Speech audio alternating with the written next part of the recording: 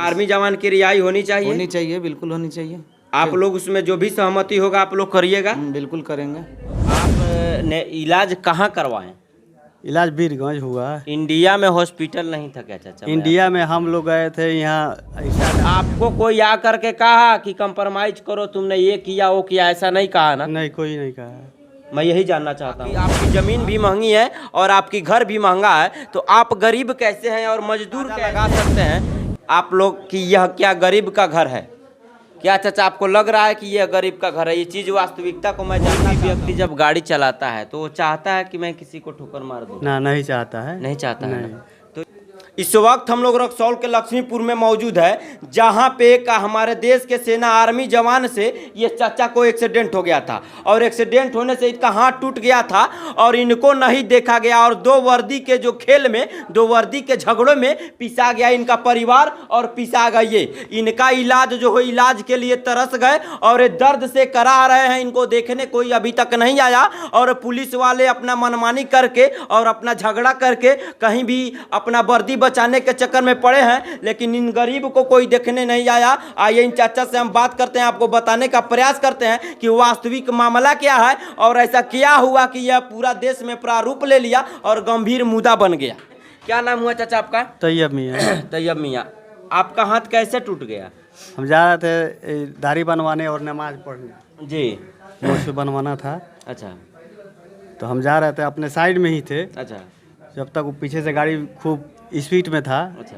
और लाया और उसे मेरा ठोकर लग गया। एक बात मैं आपसे पूछता हूँ, हाँ। कोई भी व्यक्ति जब गाड़ी चलाता है तो वो चाहता है कि मैं किसी को ठोकर मार दूँ? ना, नहीं चाहता है। नहीं चाहता है नहीं। ना?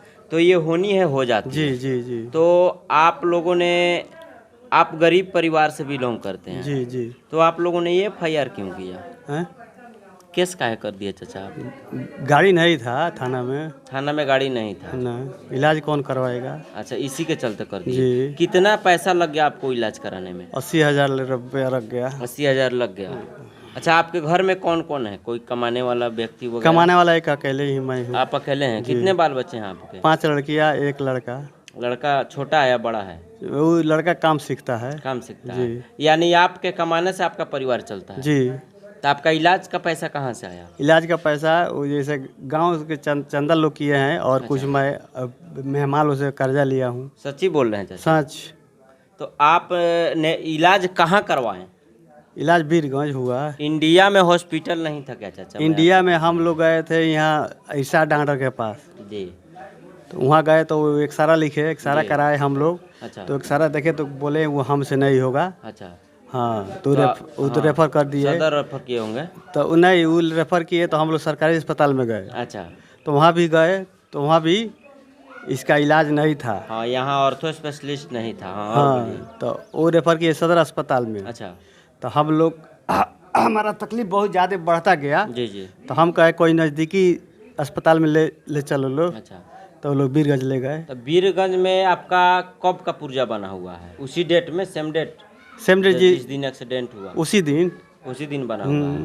लेकिन कुछ लोगों का कहना है कि यदि उनका हाथ टूटा था तो आखिर इंडिया में हॉस्पिटल नहीं था क्या, अस्पताल नहीं था क्या, कि जा कर के बीरगंज यानी नेपाल में उनका इलाज कराना पड़ा। और आखिरकार आप बोल रहे हैं कि हम गरीब हैं और आप कमाते हैं तो खाते हैं। हाँ। तो अभी आपका घर का खर्ची कैसे चल रहा है? अड़ोस पड़ोस लोग देता है। एक चीज़ कहने वाली है कि आप इस घर को देखकर अंदाज़ा लगा सकते हैं आप लोग कि यह क्या गरीब का घर है। क्या चाचा आपको लग रहा है कि यह गरीब का घर है? ये चीज़ वास्तविकता को मैं जानना चाहता हूँ। आखिरकार एक पक्के का मकान है, आप देख सकते हैं, और एक रूम में 3-3 दीवार घड़िया है, दिखाइएगा। और फिर भी चाचा का कहना है कि मैं गरीब हूँ और चंदा इकट्ठा करके मेरा इलाज हुआ और मेरा परिवार चंदा की रोटी से चलता है। तो मैं चाचा से यही पूछने का प्रयास करूँगा कि आखिरकार चाचा आपकी ये बनी बनाई बिल्डिंग है और रक्सौल के लक्ष्मीपुर यानी यहाँ से 50 मीटर की दूरी है मेन रोड। आपकी ज़मीन भी महंगी है और आपकी घर भी महंगा है, तो आप गरीब कैसे हैं और मजदूर कैसे हैं, ये बात हमको समझ। मेन रोड में ज़मीन बेचे हैं हम, तब घर बनाए हैं। अच्छा, आप जमीन बेच करके घर मेन बनाए? रोड में। हाँ। अच्छा, उसमें गलत नहीं है, कोई जी। से पूछ लीजिए। हाँ, कमा के थोड़े घर बनेगा, अकेला कमाने वाला आदमी। अच्छा, तो आप कहीं जमीन बेचकर इस घर को बनाए हैं? जी जी। आप चाहते हैं कि आर्मी जवान की रिहाई होनी चाहिए? हाँ, सब सब सब। तो आप कंप्रोमाइज कर सकते हैं। हैं? अच्छा, उनके घर वाले से एक भी सदस्य आया आपसे पूछने की क्या आपका क्या हाल है? कोई नहीं आया, ना फोन किया, कॉल किया, कोई नहीं आया आज तक अभी तक कोई नहीं आया। कोई नहीं आया। तो अभी तक आप कह रहे हैं कि कोई नहीं आया। कुछ लोगों का कहना है कि आपको हॉस्पिटल में धमकियां दिया जा रहा है। यह बात सही है या गलत है? झूठ नहीं बोलिएगा चाचा, समझिए आपके हमारे सर पे आप रख के खा रहे हैं। क्या धमकिया? कुछ लोगों का कहना है कि आर्मी वालों के परिवार और रिश्तेदार के लोगों से पीड़ित को धमकी दिया या धमकाया जा रहा है। एक लेडी आपको किसी ने आ करके किसी ने धमकी दिया आपको? आपसे मिलने आया कोई? नहीं आया। तो फिर धमकी देने भी नहीं आया होगा। इस बात से आप आश्वासित करते हैं। आपको कोई आ करके कहा कि कंप्रोमाइज करो, तुमने ये किया वो किया, ऐसा नहीं कहा ना? नहीं, कोई नहीं कहा। मैं यही जानना चाहता हूँ, आपको कोई नहीं कहा ना? नहीं, कोई नहीं कहा। देख लीजिए, और जो भी लोग अश्लील बात और दंगा फसाद करने वाले बातों को उलूल जुलूल जो बात है वातावरण में फैलाने की कोशिश कर रहे हैं, उनको मैं विनती करना चाहता हूं कि ऐसी बातें नहीं होनी चाहिए। इससे हमारा समाज बौखलाएगी और झगड़ा झंझट पैदा होगी। ये नहीं है कि हम लोगों का काम है कि कहीं झगड़ा कराए और कहीं मार कराए। और जो भी यहाँ के राजनीति करने वाले छोटे बड़े लोग हैं, कई गो राजनीतिज्ञ यहाँ आया है जो वोट का रोटियां सेकता है। वहीं अभी चुनाव में ये पनिया जो दिख रहा है, जरा दिखाइएगा खिड़की से, इनके घर के नीचे पूरा खाई है और पानी है। ये पूरा पनिया टप के आता चाचा, लेकिन अभी तक बहुत लोग नहीं आ पाया होगा। नहीं आ पाया। आया भी होगा लोग तो 4 दिन 5 दिन बाद में आया होगा। कुछ लोगों का कहना है कि इनकी बेटी की एग्जाम 380 रुपये के बगैर में विफल रहा, लेकिन वही नेता 380 रुपया नहीं ला कर देता है और आकर के यहाँ वोट का राजनीति करता है और इनको कोई उम्मीद नहीं। और आप देख सकते हैं इसी पानी में, इतना पानी में आएगा और चाचा का पैर पड़ेगा और इनसे वोट मांगेगा। और यहाँ कुछ लोग हैं जिनसे हम बात करेंगे, आपको बताने का प्रयास करेंगे कि बिहार पुलिस की जो मन बढ़ी कहानी है और मन बढ़े हुए चालों के चलते आपस में उलझ कर इस परिवार पीड़ित को कुछ नहीं मिलता है। आखिरकार एक भैया है, इनसे बात करना चाहते हैं। आखिरकार जब एक्सीडेंट हुआ, वी नो डैट, हम लोग जानते हैं इस चीज़ को कि जब भी कोई व्यक्ति एक्सीडेंट करता है, या किसी बाइक वाला हो, साइकिल वाला हो, बस वाला हो, ट्रक वाला हो, एनीवे, तो कोई भी व्यक्ति जब वो सिलेंडर हो जाता है, जब भी एक्सीडेंट होता है तो वो सिलेंडर हो जाता है कि भैया जो भी खर्च है हम करेंगे।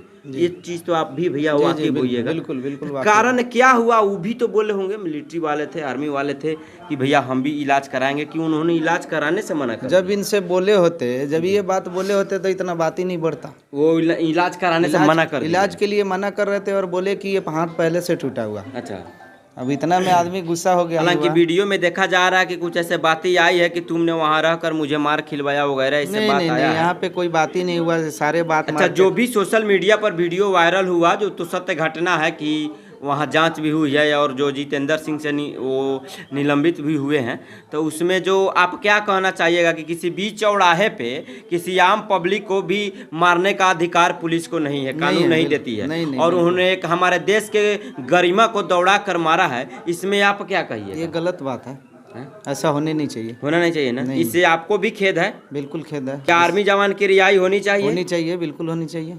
आप लोग उसमें जो भी सहमति होगा आप लोग करिएगा? बिल्कुल करेंगे। आप लोगों ने देखा कि जो भी यहाँ जो भी 2 वर्दी में और यहाँ जो भी कहा जाता है कि मांग कर यहाँ जो है पैसे चंदा इकट्ठा करके इनका इलाज चाचा का किया जा रहा है। और कहा जाता है कि बुभुक्षिता हकीम कीम न करोति पापंग, भूखा व्यक्ति कौन सा पाप नहीं करता। और इन्होंने मजबूरी में हालात में चंदा इकट्ठा करके अपना इलाज करवाया और इनको देखने के लिए ना पुलिस वाले आए और ना ही आर्मी के घर वाले आए, कोई नहीं आता है। और जो अपने लड़ाई में वो लोग कोई अपना वर्दी बचाने में लाए, और यहाँ तक कि कुछ लोग अफवाहें फैला रहे हैं कि आर्मी जवान के कुछ व्यक्ति और रिश्तेदार यहाँ आ करके धमकियाँ दे रहे हैं। तो यह बात सरासर गलत है, इस बातों पर ध्यान न दे और ऐसे उलूल जुलूल बातें न फैलाएं। ऐसे ही इसमें क्या नया अपडेट आता है, बने रहिए।